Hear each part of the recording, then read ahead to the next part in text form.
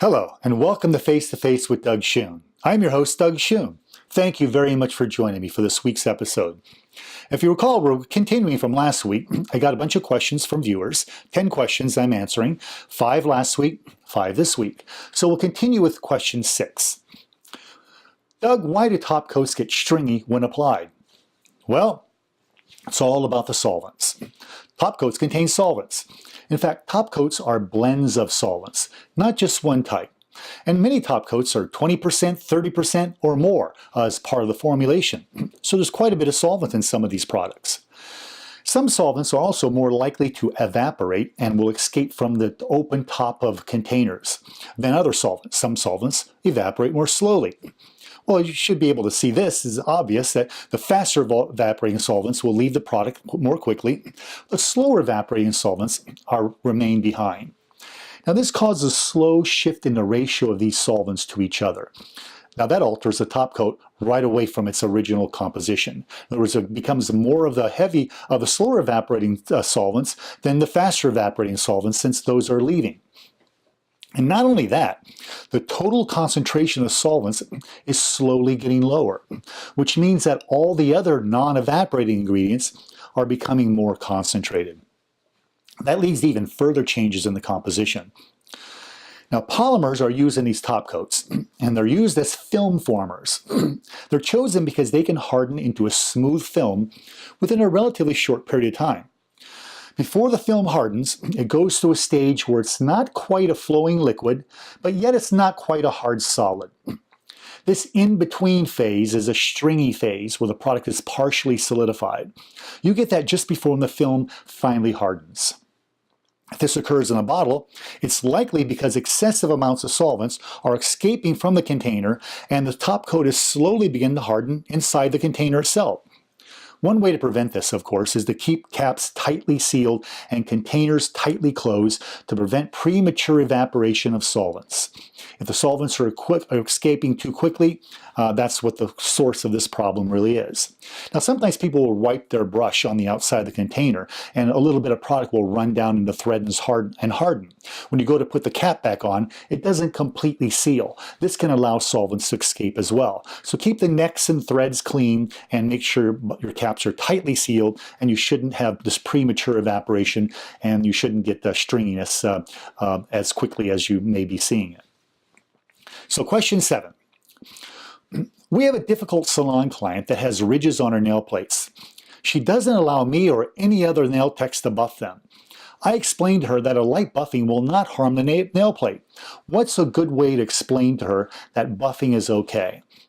Well, actually, I agree with your client. It's a common practice for nail technicians to buff the nail plate in order to smooth out so-called ridges. But surprisingly, there are no ridges on the nail plate to be removed. The nail plate can't suddenly start to grow a ridge. That's not possible due to the way the nail matrix produces nail cells. Instead, the nail plate develops shallow grooves. This is caused by aging or when the nail matrix itself becomes damaged. The nail matrix isn't working as efficiently as it used to, and it's making fewer nail cells, probably in that one area. So because that one area is making fewer nail cells, the nail plate grows thinner in that area, and we see a groove running down the length of the nail plate. It's normal to see grooves on the nail plates, especially people older than 30, because this is considered to be a normal sign of healthy aging. Doesn't indicate any kind of a problem at all, as long as these are normal ridges, or grooves, I should call them. Now, I don't recommend filing to remove these high points. Why? All that does is reduce the thickness of the entire nail plate down to where the thickness of the deepest groove on the nail plate. In other words, it's going to substantially weaken the nail plate because now you've made the entire nail plate as thin as the deepest groove on the plate. Yikes! That's a lot of nail plate being stripped away from top layer, and all it does is merely thin and weaken the entire nail plate. It is far better to keep the client's nail plates thick. Avoid taking off any amount of thickness of the nail plate that you can. Nail coatings, including nail polish, don't adhere well to overly thin nail plates. So a reduction in the nail plate thickness can often lead to poor adhesion of any type of applied nail coating. Excess nail plate thinning can also cause nail surfaces to peel excessively and or crack at the free edge. So when the nail plate develops these types of grooves, rather than filing the surface smooth, it's far better to use an opaque base coat to fill in and cover up the grooves and keep the nail plate thick. This is exactly why you would want to do this, to maintain the thickness and integrity of the nail plate. Overlaying the nail plate with a thin layer of any type of artificial nail coating can also camouflage the groove and reinforce the nail plate while improving its appearance without over-thinning the nail plate. In the long run, these are far superior methods for improving the appearance of your client's nails. There's really no need to make the nail plate any thinner, when it's relatively easy and better to cover and hide these normal grooves that run the length of the nail plate. Question 8. Doug, I ask all my clients to wash their hands before service, but the lead nail technician in our salon says that causes lifting. I don't have any lifting problems, so am I right to do this? If the nail plate is immersed in water for more than 60 seconds, enough water could absorb in some cases, such as especially in damaged nails, to make a significant difference in the water content of the nail plate. But hand washing is not likely to significantly add any water to the nail plate. So the moisture content's not going up. Remember, moisture comes from water, only from water. Only water can create moisture in the nail plate. So as water absorbs in the nail plate, the moisture content increases. Also, the cleaner and the more oil-free these nail surfaces will be if you wash them, if you scrub them ahead of time, so adhesion will be better. Now, studies demonstrate that many never wash their hands for more than 5 to 10 seconds, but health authorities recommend a 20-second hand wash. I recommend this. Ask clients to carefully and thoroughly clean their nails with a clean and disinfected nail brush, a soft bristle nail brush, before sitting down at the nail table. Think about it. You never know what clients will bring into your salon if you aren't careful and cautious.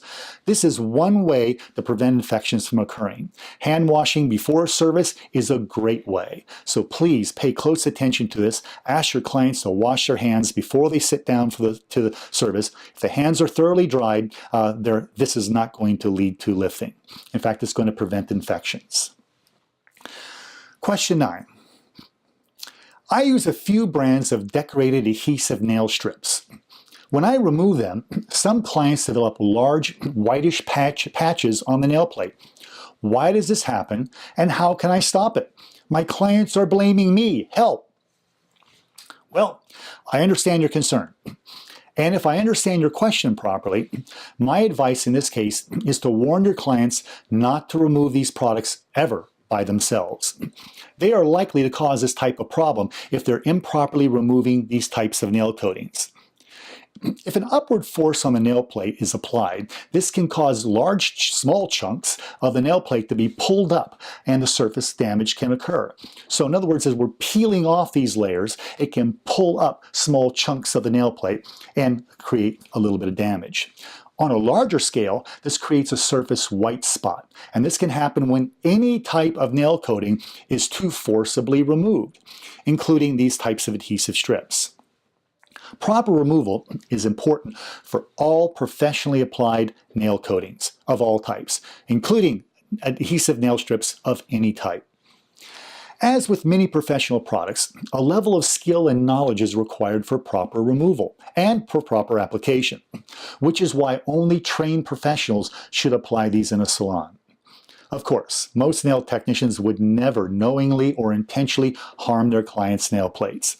But if you take shortcuts, for instance, you don't use the proper equipment or the proper lamp, or don't follow the manufacturer's instructions, especially for removal, the potential problems for such nail damage can greatly increase. Having problems on one or more clients, okay, maybe that's just the clients themselves. But if you're having additional clients are having problems, it might not just be a couple of clients with problem nails. It might be something that you're doing and don't realize it. So what I recommend is reaching out to the manufacturer or the distributor of these products and get more information and get recommendations related to the proper and safe removal, and pay attention to those recommendations. If you don't remove the products properly, surface damage becomes much more likely. You think about it. The manufacturer of these products know best when it comes to their own products, don't you think? So they're the people to ask. Don't talk to your friends, don't talk to other people. Call the manufacturer and get it directly from them. Tell them what's happening, and they'll be able to help you avoid these problems. Because artificial nail coatings, when they're removed, again, of any type, should not create this type of surface damage, and will not if they're properly removed. Well, okay, question 10. Doug, how do nail polish drying drops or sprays work? I've always been curious about this. Well, to understand how they work, first we need to understand how nail polish dries. So let's have a look at that. First, you need to know something. Molecules are really, really small. No, I mean really small. Many millions of molecules can fit on the head of a pin. So a molecule is really, really tiny when I talk about molecules. Even the most sophisticated microscopes cannot see them and can't watch them move. Only highly specialized and advanced devices can come anywhere close to seeing a molecule because they're so small. So what? Let's pretend that you have microscopic vision and you can see the molecules. We'll probably be doing a lot of that in future episodes, so it's worth learning how to visualize a molecule. They're usually pretty simple and easy to understand if you don't overcomplicate things. If you could really see how a thickening ingredient gives a nail polish its brushable consistency, you'd understand how nail polish dries. Now, using your microscopic vision, you could look down into that freshly applied polish layer, and what would you see? You'd see these thickener molecules. They would look like playing cards used in a game. Most of these playing cards would be standing on their edges, and these piled on top of each other to form many, many layers. Now, these molecules just aren't floating free in the solvent, but instead they're stacked randomly to form a crazy-looking house of cards. This house is only semi-stable, since it will slowly fall apart as the solvents evaporate. As this occurs, this house of cards begins to fall down in slow motion until all the cards are laying flat on their sides. In other words, as the nail polish dries and the solvents evaporate away, these tiny, invisible, playing card-shaped thickener molecules slide to settle down on the nails and lay flat as possible on their sides. This is one reason why nail polish forms a thinner layer when it's dry than when it's wet. Also, some of the reduction in thickness of this layer as it dries is due to solvents being lost as well. But much of it's due to these thickener molecules settling in a new position as they flatten out against the nail plate and piles. So, now that we know that, how do nail dryer drops or sprays work? These contain ingredients that target the thickener molecules to cause this house of cards to fall not in slow motion, but to fall very, very rapidly. So, as the thickener molecules collect near the plate, this in turn pushes the solvents to the surface, where they blend with the ingredients in the drops or spray. Finally, this solvent blend is removed either by evaporation or wiping it away with an absorbent material such as cotton. Now you can see why I first explained how traditional solvent-based nail polish dry. All nail polish dryers do is to significantly speed up this process. Nail polish dryers do not completely remove solvents. So the polish coating will still take a while before it's fully hardened. But the dryers will knock a good 10 to 15 minutes off the drying process, which clients love. It's going to eliminate them dinging their nails when they go to get their keys or whatever things they may do on the way home and not being satisfied with their nail polish. Well, I want more questions. I love answering the questions, so please take the time to write them down and submit them to DougSchoonsBrain@gmail.com.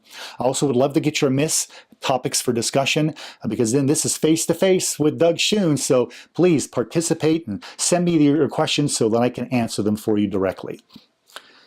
Well, on that note, I want to end this two-part series. Thank you very much for watching Face to Face with Doug Schoon. Please join me again next week for another episode.